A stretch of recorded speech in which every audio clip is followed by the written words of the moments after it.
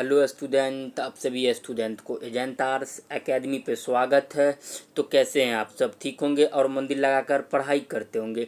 तो आज हम लोग बात करने वाले हैं क्लास 12th हिस्ट्री का जो है ना बाबू चौथा चैप्टर। क्या है? हिस्ट्री का जो चौथा चैप्टर है विचारक, विश्वास और इमारतें, जो प्राचीन काल का हिस्ट्री है उसका लास्ट चैप्टर यानी चौथा चैप्टर जो है बाबू, क्या नाम है?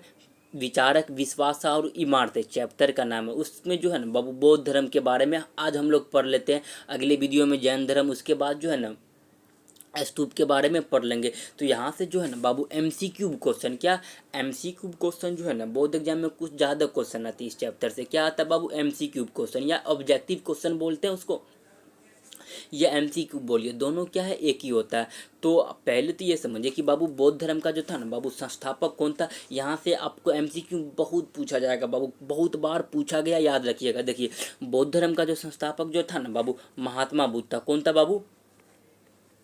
महात्मा बुद्ध था। कौन था? बौद्ध धर्म के बाबू संस्थापक कौन था? महात्मा बुद्ध था। अगर आपसे पूछेगा जो है ना बौद्ध धर्म के जो संस्थापक महात्मा बुद्ध था, इसका पुराना नाम क्या था? अगर इसका दूसरा नाम पूछेगा ना तो दूसरा नाम याद रखिएगा बाबू, इसका दूसरा नाम क्या था बाबू? सिद्धार्थ था, याद रखिएगा। इसका समझिए बचपन का नाम पूछेगा या दूसरा नाम कोई पूछ लेगा तो आप याद रखिए बाबू क्या नाम था? सिद्धार्थ था। महात्मा बुद्ध का एक बेटा का भी नाम क्या था बाबू? इसका बेटा का नाम था राहुल। जितना क्वेश्चन बता रहे ना बाबू, जो अति महत्वपूर्ण क्वेश्चन है, क्या है?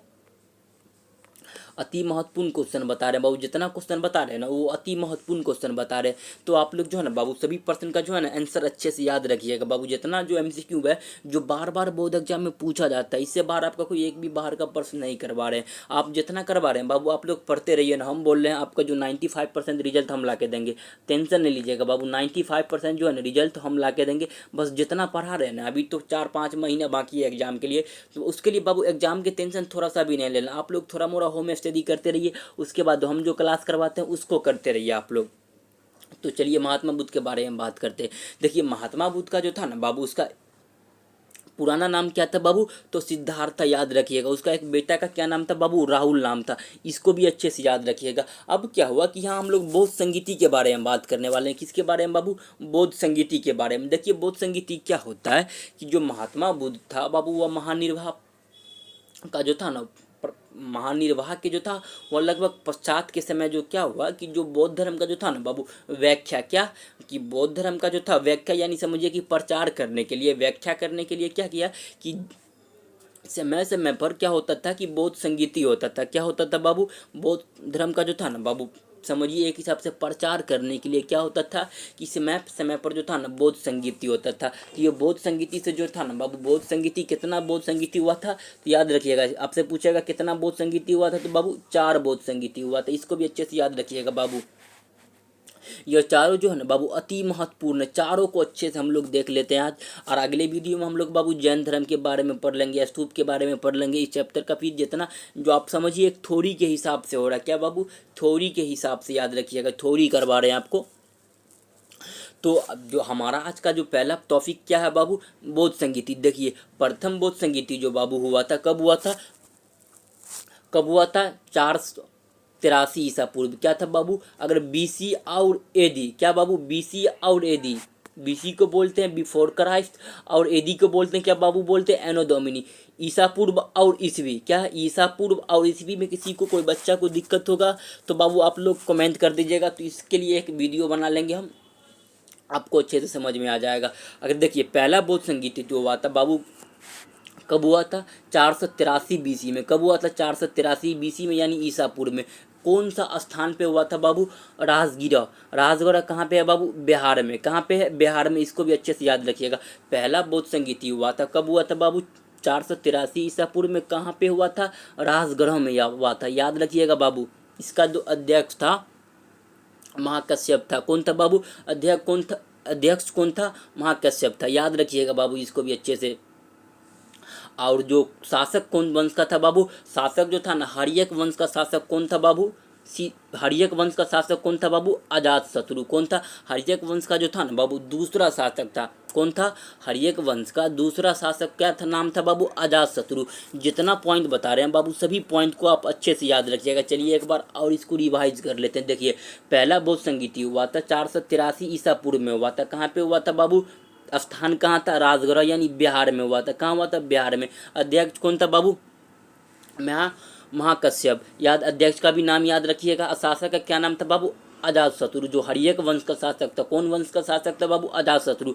हर्यक वंश का दूसरा शासक था, याद रखिएगा बाबू। ये सभी जितना पॉइंट जो है ना अति महत्वपूर्ण पॉइंट है। तो चलिए द्वितीय बौद्ध संगीति के बारे में हम लोग पढ़ लेते हैं।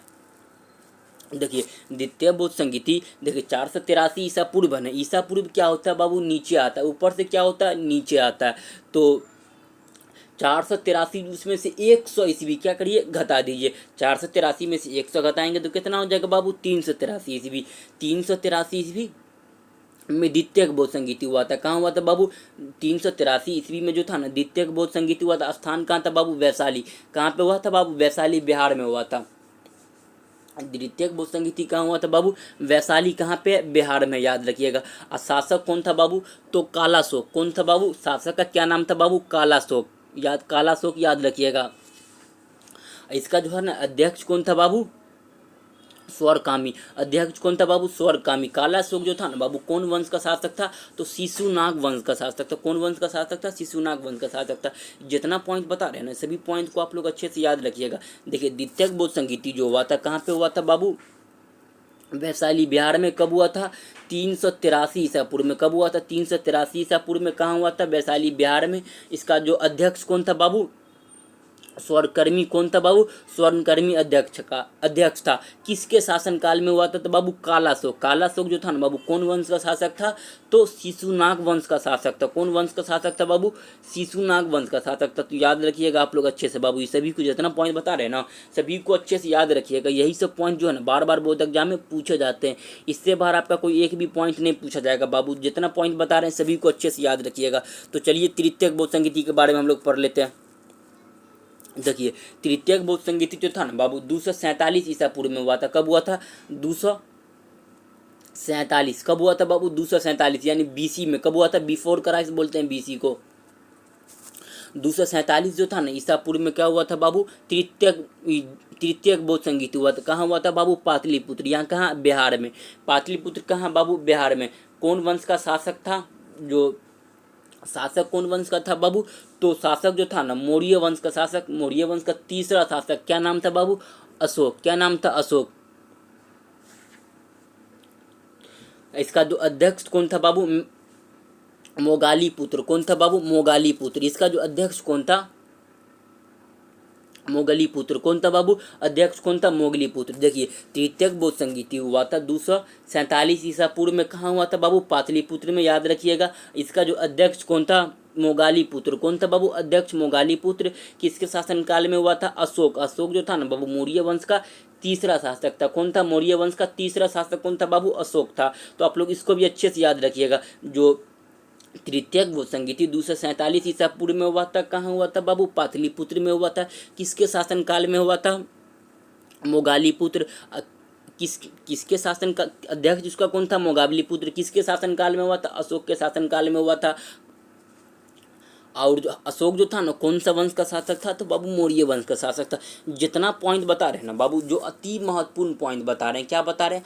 अति महत्वपूर्ण पॉइंट बता रहे हैं। तो आप सभी पॉइंट को अच्छे से याद रखिएगा बाबू। तो चलिए हम लोग चतुर्थ बौद्ध संगीति के बारे में पढ़ते हैं। देखिए जो था ना चतुर्थक बौद्ध संगीति जो था बाबू ईस्वी के प्रथम शताब्दी में हुआ था। कब हुआ था? ईस्वी के प्रथम शताब्दी में। कब हुआ था बाबू? ईस्वी के जो था ना बाबू प्रथम शताब्दी में हुआ था। कहाँ हुआ था बाबू? कुंदलवन, कश्मीर में हुआ था। कहाँ पे हुआ था बाबू? जो चतुर्थक बौद्ध संगीति कहाँ हुआ था बाबू? कुंदलवन, कश्मीर में हुआ था। कहाँ हुआ था? कुंदलवन, कश्मीर में हुआ था। इसका जो था ना बाबू अध्यक्ष कौन था? पुष्यमित्र। याद रखिएगा। क्या नाम था बाबू? अध्यक्ष क्या नाम था बाबू? पुष्यमित्र। क्या नाम था? पुष्यमित्र। अच्छे से याद रखिएगा। किसके शासनकाल में हुआ था? तो बाबू कनिष्क। कनिष्क जो था ना बाबू शिशुनाग वंश का शासक था। कौन था बाबू? शिशुनाग वंश का शासक कौन था बाबू? कनिष्क था। याद रखिएगा आप, कनिष्क जो था ना बाबू कौन सा वंश का शासक था? शिशुनाग वंश का शासक था। आपसे पूछेगा कि जो चतुर्थक बौद्ध संगीति है कहाँ पे हुआ था बाबू? पहले शुरू से एक बार देख लेते हैं। देखिए चतुर्थक बौद्ध संगीति जो था बाबू प्रथम शताब्दी में हुआ था। कब हुआ था? प्रथम शताब्दी में हुआ था। कहाँ पे हुआ बाबू? कहाँ पे हुआ था? कुंदलवन कश्मीर में हुआ था। कहाँ हुआ था? कुंदलवन कश्मीर में हुआ था। इसका जो अध्यक्ष जो था ना बाबू पुष्यमित्र था। कौन था अध्यक्ष? कौन था? पुष्यमित्र था। और शासक किसके शासन काल में हुआ था बाबू? तो कनिष्क के शासन काल में। कनिष्क जो था ना बाबू कौन सा वंश का शासक था? तो कनिष्क जो था कुषाण वंश का शासक था। कनिष्क बाबू कौन वंश का शासक था? तो कुषाण वंश का शासक था। तो आई होप आप लोग को जितना बौद्ध संगीति है सभी के बारे में अच्छे तरह से समझ में आ गया होगा बाबू। यहाँ से लगभग जो नहीं हो तो 5 गो प्रश्न पूछता है। कितना प्रश्न पूछता है? 5 गो प्रश्न पूछता है। तो आप लोग प्रश्न जितना 5 गो प्रश्न यहाँ से अगर बौद्ध एग्जाम में, कोई सा भी बौद्ध एग्जाम में 12th लेवल का बौद्ध एग्जाम जो होता है बाबू, यहाँ से आपको हिस्ट्री से 5 गो क्वेश्चन यहाँ से मिल जाएगा। तो आप लोग जितना बौद्ध संगीति करवाए हैं आप लोग अच्छे से याद रखिएगा। यही सब प्रश्न जो है ना बार बार बौद्ध एग्जाम में पूछे जाते हैं। इससे बाहर आपका कोई एक भी बाहर का प्रश्न नहीं मिलेगा देखने के लिए। तो आप लोग सभी प्रश्न को अच्छे से याद कर लिएगा। तो चलिए हम लोग मिलते हैं फिर नेक्स्ट वीडियो में। तब तक के लिए जय हिंद, जय भारत।